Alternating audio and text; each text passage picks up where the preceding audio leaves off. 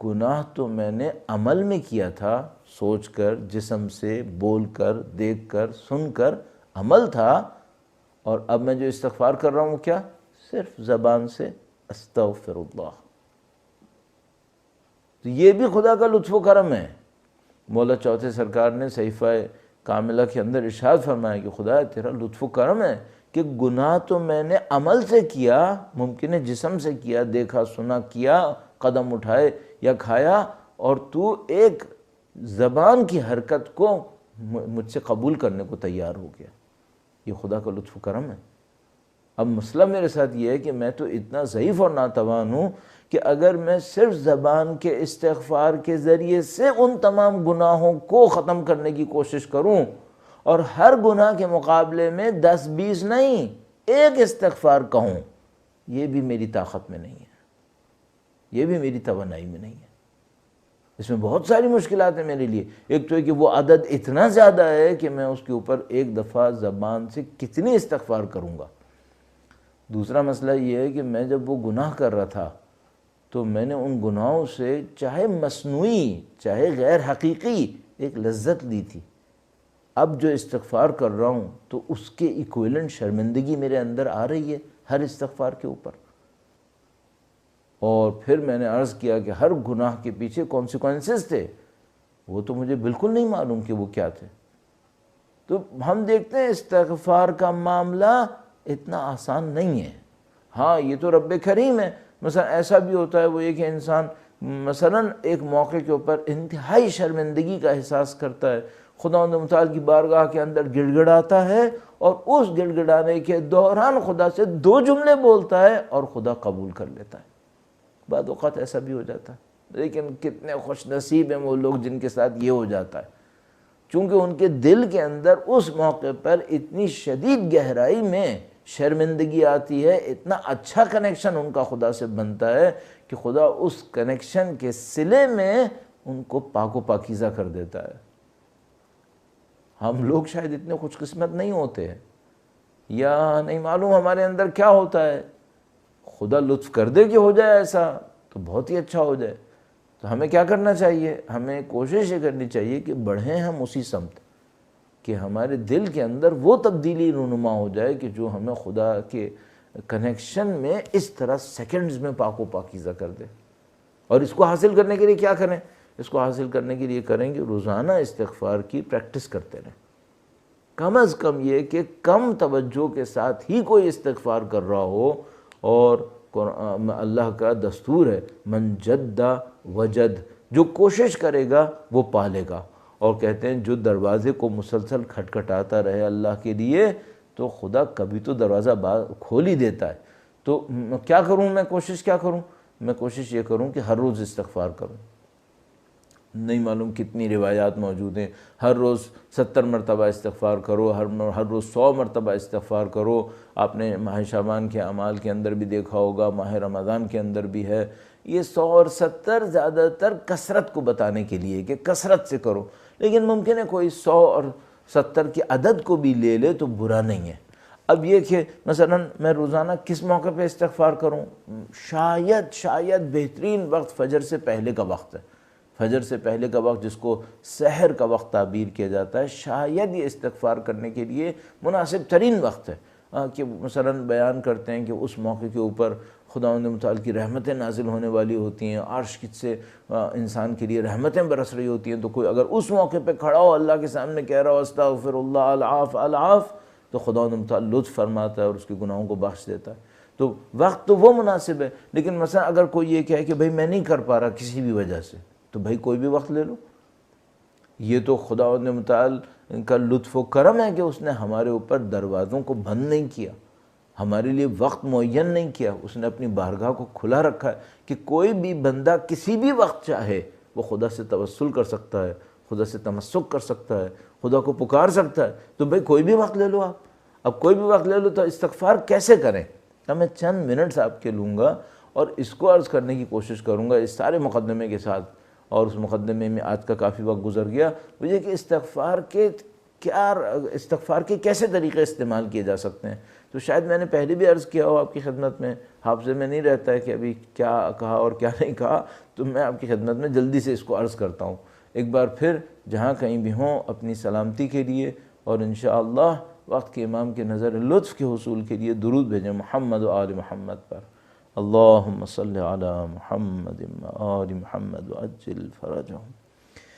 تو بھئی استغفار کیسے کریں؟ مثلا نماز شب کے لیے کھڑے ہوئے ہیں، وتر میں ہیں اور آپ نے قنوت میں انشاءاللہ استغفار کرنا ہے، یا مثلا نماز شب ختم ہو گئی ہے اور آپ سجدے میں اور استغفار کرنا چاہتے ہیں، یا اصل نماز شب نہیں ہے، سونے سے پہلے آپ نے 5 منٹ نکالے اور اس وقت آپ کسی سجدے میں یا بیٹھے ہوئے اللہ کے سامنے استغفار کرنا چاہتے ہیں، کیسے استغفار کریں؟ سادہ سا جملہ تو وہی ہے، العفو کم از کم، استغفر اللہ اس سے اور زیادہ، استغفر اللہ ربی و اتوب الیہ اور زیادہ، اور یہ جملہ بہت زیادہ روایات کے اندر آیا۔ لیکن یہ جملہ تو کہیں، اس کے ساتھ کیا کریں؟ اس کے ساتھ یہ کریں کہ اپنی زندگی کے پرانے گناہوں کو یاد کریں۔ یہ بہت اہم ہے، انتہائی اہم ہے کہ انسان زندگی کے پرانے گناہوں کو یاد کر کے استغفار کرے۔ یعنی کاش ایسا ہو جائے، کاش ایسا ہو جائے، کم از کم اتنا ہو کہ میں نے زندگی میں جتنے گناہ کیے سب گناہوں کے ساتھ ایک استغفر اللہ لکھا ہوا مل جائے، اور توجہ والا استغفر اللہ۔ ایک دفعہ میں کھڑا ہوتا ہوں، میں ایک دم سے کہتا ہوں استغفر اللہ استغفر اللہ استغفر اللہ، یا الاف الاف الاف اس طرح سے بول دیتا ہوں۔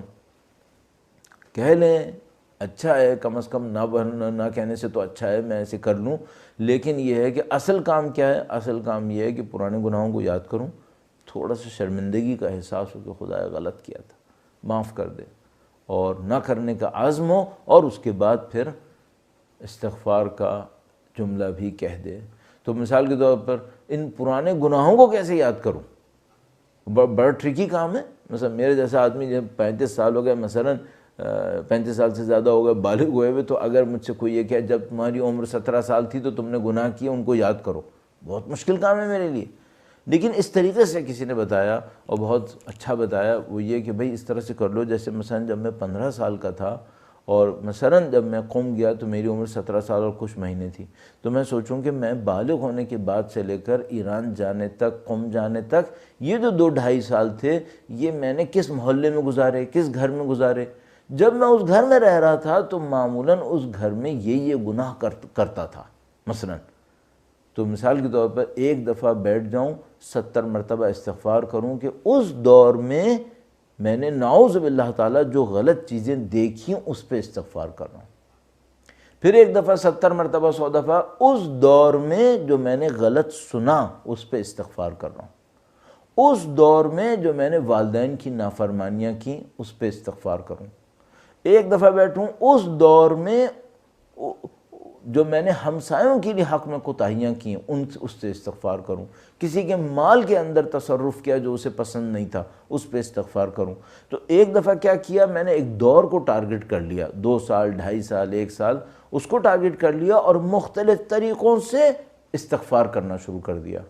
تو امید قوی یہ ہے، اور کوشش کروں کہ یاد بھی آئیں، کہ مثال کے طور پر بھئی ہر انسان نے اپنی زندگی کو مختلف اسٹیجز میں گزارا ہوتا ہے، تو مثلا اسٹیج کو یاد کروں۔ مثلا اگر کوئی یہاں پہ جوان بیٹھا ہے تو اللہ کا کرم ہے، اگر جوان کو استغفار کی توفیق نصیب ہو رہی ہے تو کتنا آسان کام ہے اس کے مقابلے میں کہ ہماری جیسی عمر کا کوئی بندہ ہو۔ تو اگر کوئی جوان ہو تو وہ یہ سوچے کہ بھئی جب میں مثال کے طور پر فرض کریں جب میں گریجویشن کر رہا تھا یا جب میں کالج کے اندر تھا، تو میں نے اس کالج کے اندر فلاں سال جو پہلا سال تھا اس میں زندگی ایسی گزاری تھی، اس دوران میں جو گناہ کیے تھے اس میں والدین کے معاملے میں، بھائی بہنوں کے معاملے میں، کسی کی مال دولت کے معاملے میں، کسی کی عزت آبرو کے معاملے میں، کسی کی مثلا غیبت کے معاملے میں جو گناہ کیے اس پہ میں استغفار کرنا شروع کر دوں، تو کیا ہوگا کہ میرے لیے تھوڑا سا کام آسان ہو جائے گا۔ پھر میں زندگی کو مختلف اس طرح پیریڈز کے اندر تقسیم کرتا چلا جاؤں اور ہر پیریڈ کے لیے استغفار کرتا چلا جاؤں، تو امید قوی یہ ہوگی کہ میرے تمام گناہوں کے اوپر کچھ نہ کچھ استغفار کا سایہ آ جائے گا۔ لیکن کیا یہ کام مثال کے طور پر ہفتے 10 دن میں ہو سکتا ہے؟ بہت مشکل ہے، چونکہ میں نے عرض کیا کہ مثلا ایک پیریڈ کے اندر والدین کے حقوق کے اوپر 70 دفعہ مثلا استغفار کر تو یہ بہت بڑی تعداد بن جائے گی، لیکن زندگی جتنی باقی ہے اس میں گزار لے، روزانہ 70 مرتبہ استغفار کر لے، اور پھر ایک اور کوشش کرے وہ یہ کہ جن گناہوں پہ استغفار کر رہا ہے کم سے کم وہ پھر دوبارہ سرزد نہ ہوں۔ ہمارے ساتھ تو مشکل یہ ہے، جیسے کہ دعائے سحر کے اندر آیا مثلا، اور ماہ رمضان کی دعاؤں کے اندر آیا کہ خدایا میں وہ ہوں کہ جو گناہ چھوڑنے کا ارادہ کرتا ہوں، توبہ کرتا ہوں، اور پھر اس گناہ کا مرتکب ہو جاتا ہوں جس کے لیے ابھی توبہ کی تھی۔ تو یہ تو ہماری کمزوری ہوئی نا۔ ہم اس کمزوری پہ بھی خداوند متعال سے استغفار کرنی ہوگی کہ خدایا کیوں میں ایسا ہوں کہ میں بار بار غلطیاں کرتا ہوں، بار بار توبہ کرتا ہوں، بار بار پھر اسی غلطی کے اندر اپنے آپ کو مبتلا کر دیتا ہوں۔ تو یہ استغفار کا ایک طریقہ کار ہوگا، اور اس استغفار کے ساتھ جو ہے وہ کوشش یہ کرے کہ اب میں اس کو بالکل اینڈ پر لے جاتے ہوئے عرض کروں کہ جب وہ استغفار کے مرحلے سے گزر رہا ہو تو اس کے مقابلے میں کسی اچھی صفت کو بھی ٹارگٹ کرے۔ اگر کسی کو یہ توفیق مل جائے کہ وہ اپنی لائف کو ریویو کر رہا ہو اس طریقے سے، تو وہ سمجھ جائے گا کہ میرے اندر یہ خرابیاں ہیں جن کی وجہ سے میرے گناہ بڑھ رہے تھے اس زمانے کے اندر، انشاءاللہ اب نہیں بڑھ رہے ہوں گے۔ تو وہ پک کر لے وہاں سے کہ یہ خرابی مجھے فوراً چھوڑنی ہے، کیونکہ اگر یہ خرابی رہی تو پھر گناہ کم نہیں ہوں گے۔ اور اس طریقے سے استغفار کا ایک پریکٹیکل رزلٹ بھی حاصل کر لے کہ استغفار کے ذریعے سے وہ اپنی ان غلطیوں کی روٹس کو پوائنٹ آؤٹ کر لے اور اس کو سولو کرنے کی کوشش کرے۔ میں نے بڑا وقت لیا آپ کا اور اس کے اوپر کافی ایمفیسس کیا، اور میرے خیال میں تکرار بھی میں کافی کر گیا، لیکن یہ سب اس لیے کیا تاکہ انشاءاللہ اس کی اہمیت ہمارے لیے واضح رہے، اور انشاءاللہ امام کے اس فرمان پہ عمل کریں گے تو خداوند متعال ہمیں پاکیزہ کر دے۔ اور جب وہ پاکیزہ کرے گا تو کیا ہوگا؟ جب وہ پاکیزہ کرے گا تو پھر ہماری، اگر میں ایک جملہ کہوں ذرا سخت لگے گا، اگر ہم بہت زیادہ پاکیزہ ہو گئے تو پھر خدا ہماری جان پاکیزگی کے ساتھ لے گا۔ یہ جان خداوند متعال نے ہمیں امانت دی ہے، ہم نے گناہوں سے اس کو آلودہ کیا ہے، نعوذ باللہ تعالی۔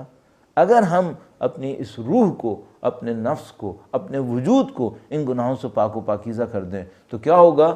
پھر وہ مرحلہ آتا ہے جس کو یہ لوگ لقاء اللہ کہتے ہیں، کہ انسان کی روح گناہوں سے آزاد ہونے کے بعد اللہ کی طرف رجوع کرتی ہے، وَإِنَّا إِلَيْهِ رَاجِعُونَ کا سفر شروع ہو جاتا ہے، آسان ہو جاتا ہے، اور انسان اس میں بڑھنا شروع کر دیتا ہے۔ اللہ توفیق نصیب فرمائے۔ کہنا آسان ہے اور کرنا انتہائی سخت ہے۔